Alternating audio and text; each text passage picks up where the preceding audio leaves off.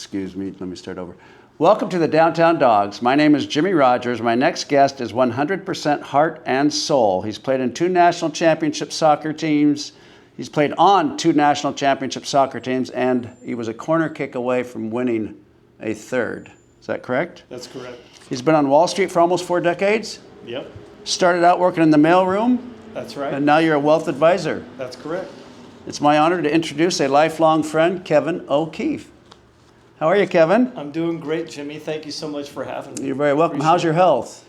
Health is really good. All the years of soccer, you have no hip replacements, no knee replacements? Nope, I kind of stopped before that could happen. Okay. Yeah. And as you were in the mailroom with which broker-dealer? It was Drexel Burnham Lambert. Okay, So sounds like a movie. It was a movie. It was a great movie. It was one of the funnest and greatest places of all time to work, and I started out there when I was actually playing soccer at SPU. I'd kind of go to class, and then I'd go to the office and hand out all the mail, do some other stuff for all the brokers. I kind of had a side business going, not just What the year mail. was that? That was 1983. 83, so over 4 decades. Well, if you count the mailroom. Yeah, absolutely. Yeah, exactly. You got to count the mailroom. So Currently, you're a wealth advisor at Ameriprise. that's correct. And you're the managing director of the 590 Group. The 590 Financial Can you explain Group, the that's right. 590 Financial Group? Is that I-5 and the 90 highway? That's correct. It is. So all of the names are usually taken. So if you put a name out, they do a search, Okay. compliance, and then if someone takes it, they go, you can't use it. So you have to come up with a creative thing. And one of the guys, Greg Rupert, who's now since retired, he came up with this idea that I-90 and I-5 crisscross the country and they intersect in Seattle. So we thought, hey, how's this tagline? Managing the intersection of life and money, the 590 Financial Group. And that just kind of sounded good, and so we went with it. What is an average sized account that you manage? And what is a minimum, or is there a minimum? There really isn't a minimum, Jim. If we have clients that have families and they have some people that are related to them, we take care of them.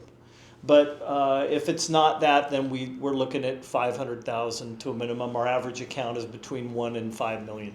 So you interview a client, you determine if you can help, you Yeah. determine their suitability, and then Correct. you invest accordingly. Correct. Okay. Yeah, and we're interviewing the clients just as much as the clients are interviewing us, because we want to work with people that we like, that buy into this planning strategy and this long-term strategy, and we want to develop lifelong relationships, and it's worked out great. Strictly individual accounts, or do you do company accounts also? It's mostly individuals and families. That's kind of the space I love. You get to work with people that run businesses and that are salespeople, and but we do have a few companies we work with as well. So if someone wanted to get in touch with you, is it okay to put your phone number out right now, or just the name of the company is enough? They can Google my name, Kevin Okay. O'Keefe, or the 590 Financial Group, but they can find me on the web pretty easy. Okay, so let's talk about the soccer career. Okay, so you played in 3 national championship games, Yes. but I think more importantly, where the character is built is in the beginning, the journey to get there. Right. So let's start from the beginning. You were handicapped from the get-go. Your father was an alcoholic. Your stepfather was an alcoholic. Is this correct? That's correct, yeah. So, and as a result, you were an angry boy? That's right. I had a serious anger problem in my teenage years. Yeah. As a matter of fact, you were put in the clinky clank by your mother at one point. That's right. So I had gotten in a fight with my girlfriend, and I came into the kitchen, and I grabbed one of those little fire extinguishers, that every kitchen has a little fire, and I tossed it. The top popped off and it sprayed the entire kitchen. And my mom just said, okay, that's it. That was it. Cops came into the back of the cop car and down to the youth service center over by SU. So as a teenager, it sounds like you didn't have much direction. You didn't have a father figure. And then a neighbor stepped up by the Yes, name of Dick Morgan. Is that Yeah, correct? Dick Morgan. Yeah, Mr. Morgan. But, I did have a father figure later on. I was just angry at the time, but my stepfather and I became very close after I went through all this stuff. And, my dad and I kind of made an amends too. And But I will say that, when I went down into that youth service center, they call it, that's a nice way of saying jail for kids. I went in there and I was on my knees. You get in there and they close it and clink, you're locked in there into the cell. And I'm going, God, please save me and help me. And I was doing some serious praying. Now, apparently that worked because a Christian group came and talked about God and everything. And then my neighbor, Mr. Morgan, a Christian man, all of a sudden shows up out of the blue. Now, this is after my parents... At the juvie? At the jail. Okay. Yeah, that's after my parents came down after a week, and I said, you got to get me out of there. And they said, nope, you're not coming. In fact, they had made plans to turn me over to the state, and I'm going to become a ward of the state. So about 10 days, Mr. Morgan shows up. I'm like, they're going, we're letting you out. I'm going, what? So I leave with Mr. Morgan. He takes me to a place called Sunset Boys Home, right behind Arts Food Center on, Holman Road there. And we get in there, and the pastor guy says, do you want to accept Jesus? And I said, yes, sir.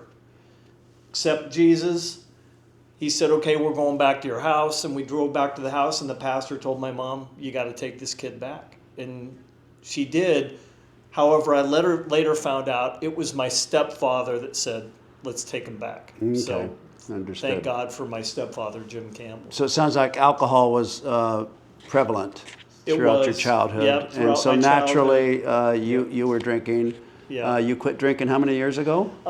32 years ago this month I quit. Congratulations. Thank you. And along with sobriety comes health, wealth, yeah. good sleep. Feeling good about yourself. It was the greatest thing that ever happened to me. It was a blessing. I still think it's the best thing ever because you just learn a better way to live, that you can look in the mirror and feel good about yourself. And now I've been married for 24 years. I have 2 great kids, and they've never seen me drink, and thank God for that. Now, one of your kids, or maybe both your kids, are from Lisa's side of the relationship. You married Lisa how many years That's ago? right, 24 years ago. Okay. Yeah. 24 years ago, and then did you officially accept her kids? Yes, Max was around 6 when we met, and I officially adopted him about a year after we got married when he was 7. And then we had Morgan.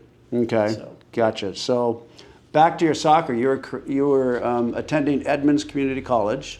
Right. Cliff McGrath found you from SPU Soccer. That's right. Which was the mecca of soccer in the Northwest. Is that safe to say? Seattle Pacific University was one of the top teams in the nation. We had played in the same division as the Huskies. Back then, D1 and D2 played together in leagues. And I was at Mercer Island High School, graduating. I got a scholarship to Edmonds. But then out of the blue, Cliff McGrath called, and I thought, okay, why would I not want to go play on the best team in the nation? So I tried out for SPU, made the team, went on the road trip, came back, and I thought, okay, well, how am I going to pay for this now? So off to Alaska. Couldn't pay for it. Couldn't pay for it. Went and played with Reg Evans at Edmonds, and then off to Alaska To make money. to make some money, to go back to so SPU. I could go back to SPU. You go yes. back to SPU, and then you find out you're short credits. I'm ineligible. You're ineligible. So you go to Bellevue Community College I go to get Bellevue credits. to get credits, and then 3 years later, Finally. from 1983, I'm at SPU. But turns out those other years they didn't go to the national championship. So I think God wanted me there in 1983. And So you won the national championship in 1983. in Tampa. Yeah. The following year, you played in the national championship game, and it went into overtime, and you lost 20 corner kicks to 19 corner kicks. Is that correct? Peter Hattrop's the guru on the stats, but we lost that game 1-0 in regulation. We had 19 corners to 1 and 22 shots on goal for their 2. Oh, I see. Those are just statistics. So we had, okay. those are big statistics, and with those statistics, you should win. If you have 22 Okay. shots on goal and they have 3, and you have 19 corners and they have 1, you should win, and we didn't. Did you come off the bench in that game? No, I started in that game. You started in that game. Well, what game was it where you came off the bench and scored? And if you could walk us through that particular score, that was in the 1984 semifinals in St. Louis. It's funny, the pregame before that, I wasn't playing that well. And so I was on the bench, and I was not happy about being on the bench. And we were down 1-0 with about 15 minutes left, and Cliff puts me in, and I'm just pissed off. And so I was kind of like McEnroe. The more upset I got, the better I played. So I went in all fired up, and this ball comes rolling across the top of the 18. I remember Tom Blayhouse I go, leave it, and he leaves it. It comes rolling across, and I hit this shot. Jimmy, it was like 70 miles an hour into the upper tiny corner. We're tied 1-1. Best shot of your life? Best shot ever. Ever. Best shot ever. You're tied We're tied up 1-1. Okay. Go into overtime, no score, penalty kicks. So the coach kind of takes an assessment. Do you want one? Yeah, I want one. So he has me shooting fifth. And fifth of how many? Fifth out of 5. Okay. Each team gets 5 kicks. And turns out, came down to if I make it, we win. If I miss, we keep going until someone makes it and misses. And I wound up putting that in to send us to that national championship that we lost in the So final. you went to 3 national championships in 3 years, and you won 2 of them. That's correct. So and there was three guys on that team that went to 4 in a row and won 3.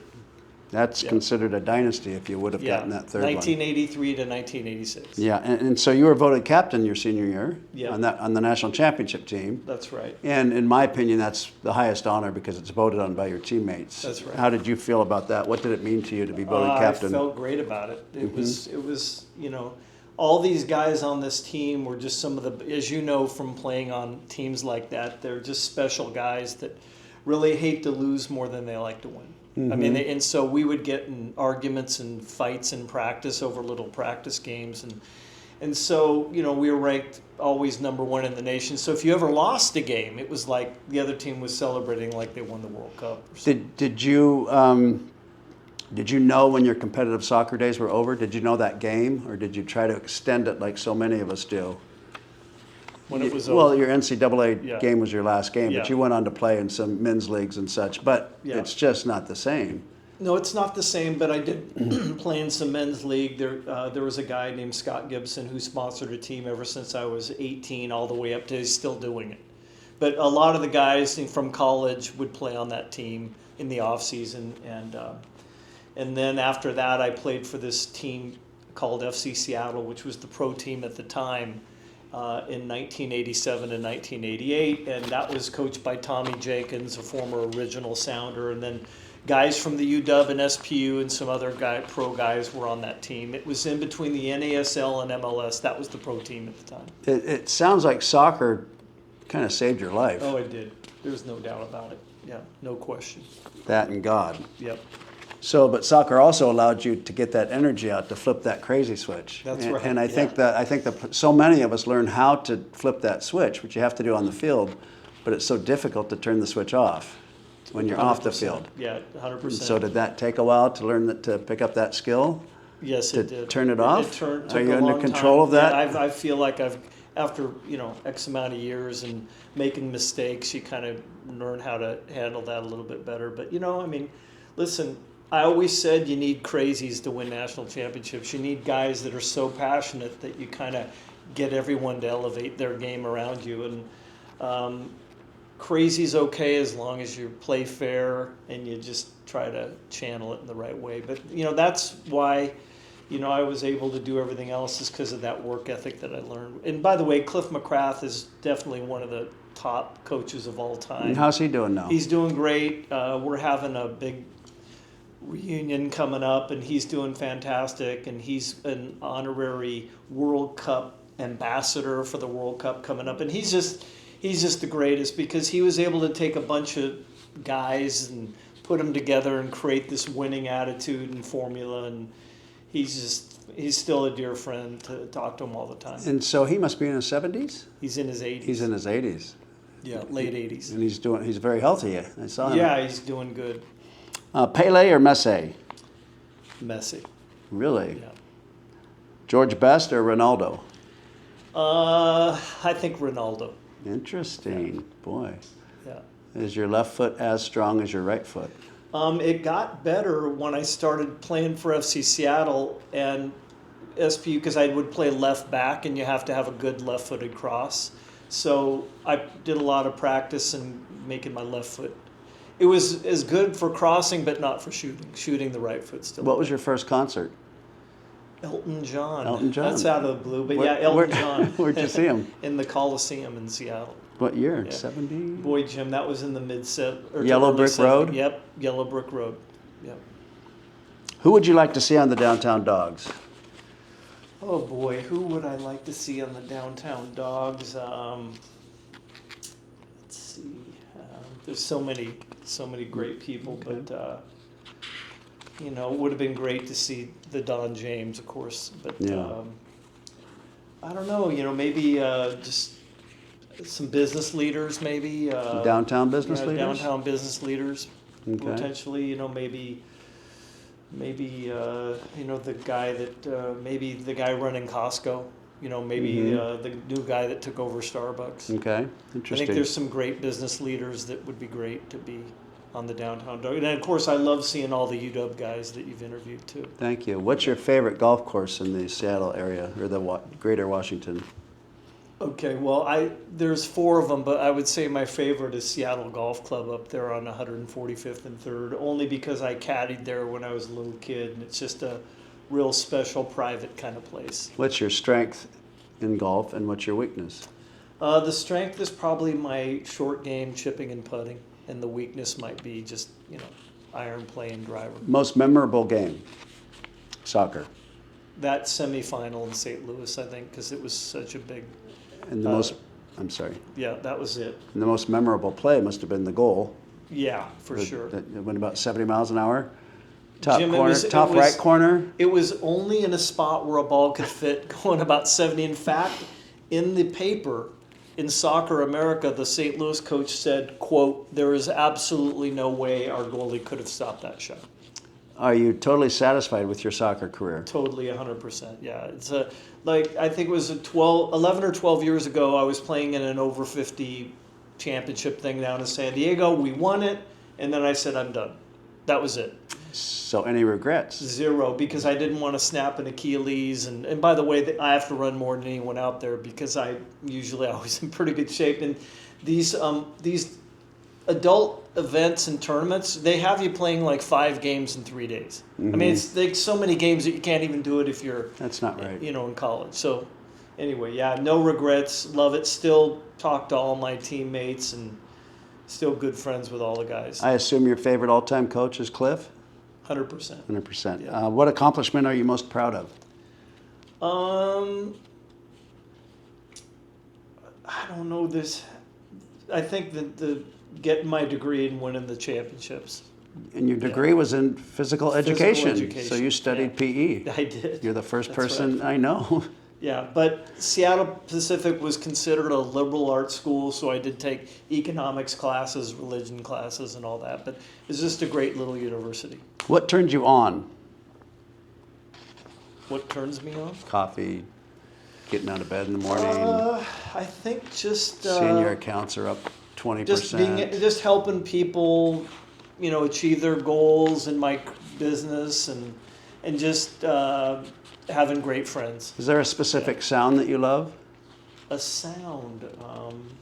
I don't know. Or one that you hate? I love music. I mean, I've always loved music. So you're a good dancer? I'm an okay dancer. Okay. What other profession other than your own would you like to attempt? Well, I always thought about 2 things, being a pilot or a police officer. Oh, interesting. Yeah. That's a first. Yeah. What profession would you not want to attempt? I would not want to be a bull rider or Okay. something like that. Yeah. So, If heaven exists, what would you like to hear God say when you arrive at the pearly gates?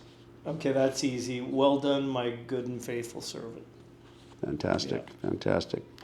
We hope you enjoyed the show. This is Kevin O'Keefe. I'm Jimmy Rogers from the heart of Seattle, Washington. We are the Downtown Dogs. Thank you very much.